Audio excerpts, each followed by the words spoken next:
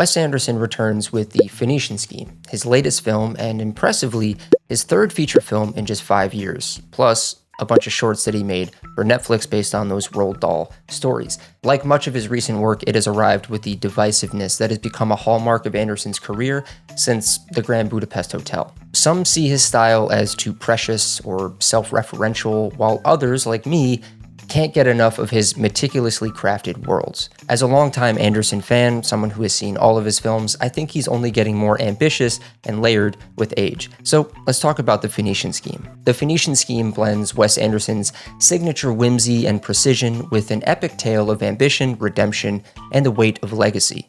Set in the vibrant yet volatile landscape of 1950s Phoenicia, the story follows Anatole Jaja Korda, an eccentric industrialist with a talent for brokering impossible deals and a knack for attracting powerful enemies.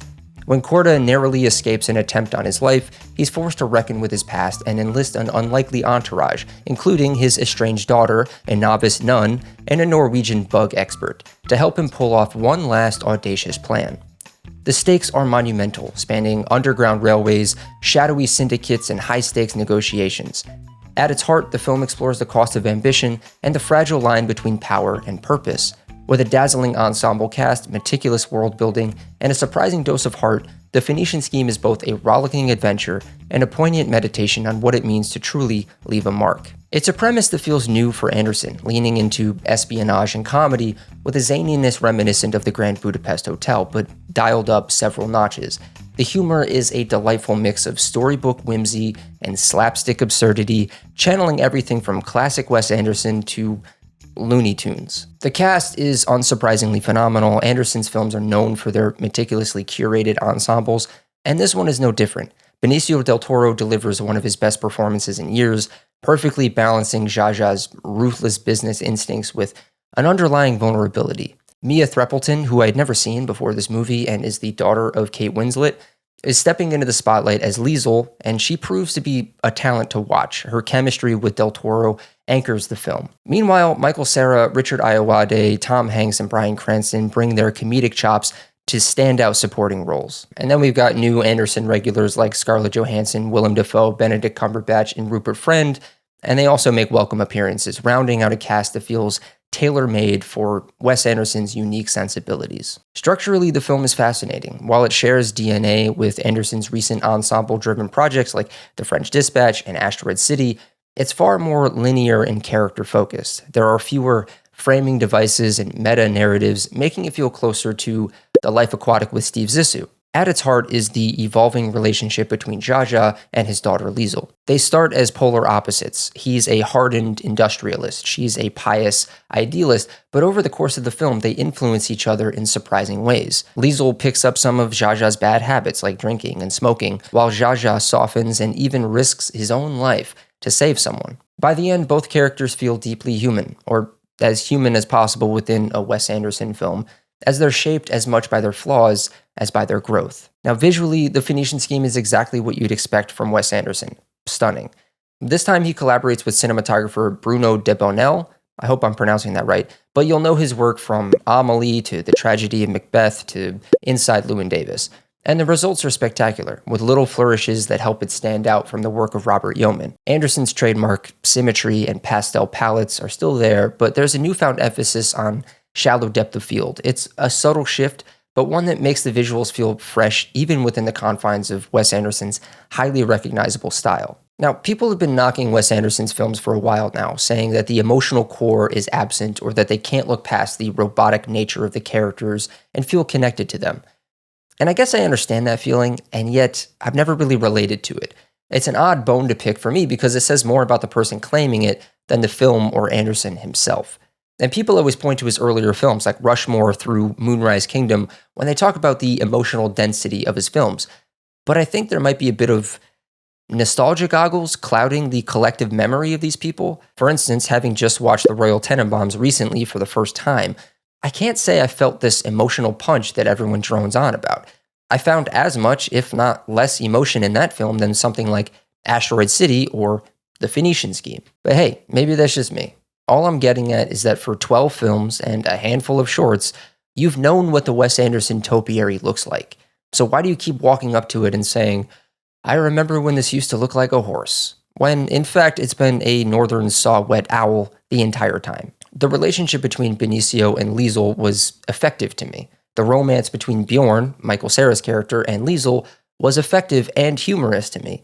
There's a moment in the end, spoiler warning, where Zsa is grappling with the suggestion that Liesel might not actually be his daughter and might be the daughter of his half-brother Nubar, played by Benedict Cumberbatch, since he was also sleeping with Liesel's mother. As the film plays out, Zsa gets closer to Liesel and finally asks her, if it turns out I'm not really your father, could I adopt you? It was a quick and yet powerful moment, one that generated a flutter in my chest as it felt as though Wes Anderson had pulled a magic trick. What I'm saying is the emotion is there, people. It's just buried under some surface level flourishes.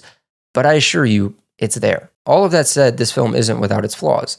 The dialogue moves at such a breakneck pace that it can be difficult to keep up, especially when it dives into the intricacies of Zsa's industrial schemes or the economic and personal impact of the shady business consortium that unites to fix the price of core materials, mainly bashable rivets, that will cripple Corda's grand scheme to overhaul the infrastructure of Phoenicia.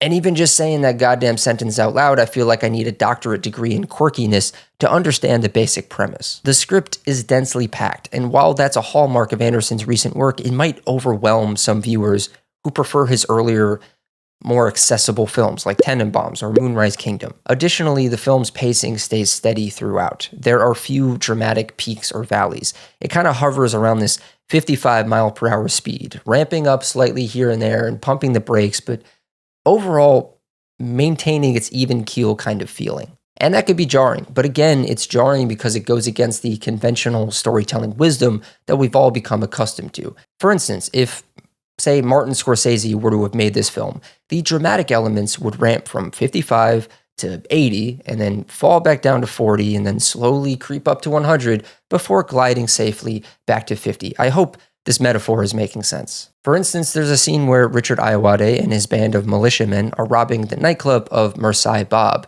Zsa takes a bullet meant for Mersai Bob, and while in anyone else's hands this might have been treated with an overt sense of gravitas and importance, but in Anderson's hands, it happens and it's brushed aside with the same candor of the Black Knight in Monty Python and the Holy Grail saying, "Just a flesh wound." And I started out saying that this was a negative, but I actually think that this is a product of what you sign up for when you watch one of these movies. And I know it's sort of like beating a dead horse at this point to say you either like it or you don't. I just think it's worth pointing out once more. And maybe a few more times later in this video. Still, for me, these things, densely packed dialogue and general sameness in terms of pacing, are minor quibbles in the context of what Anderson has achieved here. Like all great auteurs, he's a filmmaker who works within his own distinct formula, refining and expanding it with each project. Critics often accuse Anderson of being too self-indulgent or overly stylized, but I see him as part of a lineage of filmmakers like Fellini or Woody Allen or Bergman, artists who built their careers by perfecting and expanding their distinct styles. These directors didn't just dabble in different genres or tones, they created these sort of cinematic worlds that were so consistent and personal that a single frame or line of dialogue could reveal their authorship. For instance, Fellini turned his vibrant, surreal vision of Italian life into a genre of its own. Bergman mined existential despair and human frailty across decades, rarely straying from this thematic core. And Woody Allen, for all of his controversies, made film after film that explored his familiar neuroses, romance, and jazz-infused nostalgia in urban and European landscapes. And Wes Anderson fits right into this tradition. With the Phoenician Scheme, he doesn't reinvent his style, but he refines it. He finds new ways to stretch its boundaries while staying true to what he knows best. And like his predecessors, he thrives in the comfort of his aesthetic sandbox, delivering work that feels like chapters in an ongoing story. And yeah, critics might see this as repetitive, but to me, it's the mark of a filmmaker deeply in tune with their craft.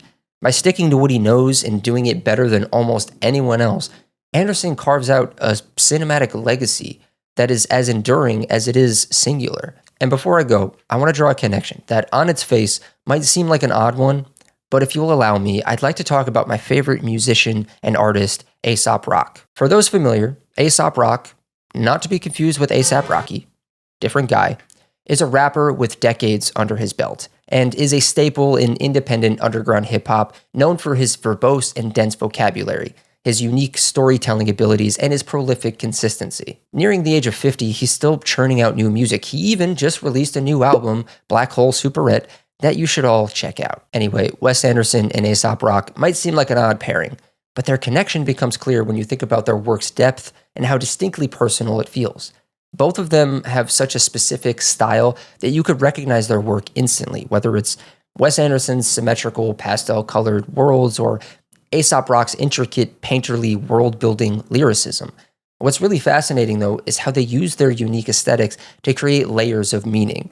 You can enjoy the surface-level beauty of a Wes Anderson film or the sonic complexity of an Aesop Rock track, but the more time you spend with their work, the more it actually reveals. It's like peeling back layers to find even more hidden in the details. And what ties them together isn't just their artistry, but how much they demand of their audiences. You don't just passively watch a Wes Anderson movie or casually listen to an Aesop Rock album. You engage with it, you think about it, and you come back to it. In that sense, they're both artists who reward curiosity and patience. And some folks have a hard time looking beneath the surface of Wes Anderson's films because there is so much surface. But that being said, what an undeniably beautiful surface it is. Wes Anderson's place in cinematic history is often underestimated, and I'm not sure why that is. His style is among the most distinctive in contemporary filmmaking, so singular that you could identify his work from a single frame, whether it's live action or animation. And that kind of instant recognition is rare, even among the most celebrated directors of the past 30 years. Yet for some reason, his contributions don't seem to receive the same widespread reverence as those of, say, Tarantino or Paul Thomas Anderson or Scorsese. And part of this underappreciation might stem from the divisive nature of his films. Wes Anderson is a director whose work either draws you in or leaves you cold with very little middle ground. I told you that would come up again. But every new release brings out the same criticisms, that he's leaning too far into his aesthetic, that his style is eating itself, that his films are too Wes Anderson. But I'd argue that these critiques miss the point. Anderson's dedication to his craft, his refinement of his visuals and narrative language over the years, and his consistency in delivering works that are unmistakably his, are precisely what make him remarkable. Take The French Dispatch, for example. It was in my top 3 films the year that it came out, yet it felt overlooked by both audiences and awards bodies. Similarly, Asteroid City was another brilliant piece that didn't get its due despite its ambition and execution. Anderson's newer work, in my opinion, is just as compelling, if not more so, than his earlier films, like The Royal Tenenbaums, which is often heralded as a classic. And while many filmmakers face a decline in creativity or relevance over time, Wes Anderson continues to hone his craft, proving that he's not just a stylist, but a storyteller of immense depth and vision. Every film, he makes another chapter in an evolving narrative, not just of his career, but of cinema itself. Whether you love his work or you hate his work, there's no denying that you're witnessing a filmmaker carving out a permanent corner in the history of film, one symmetrical frame at a time. For fans of Anderson's style, this is another triumph.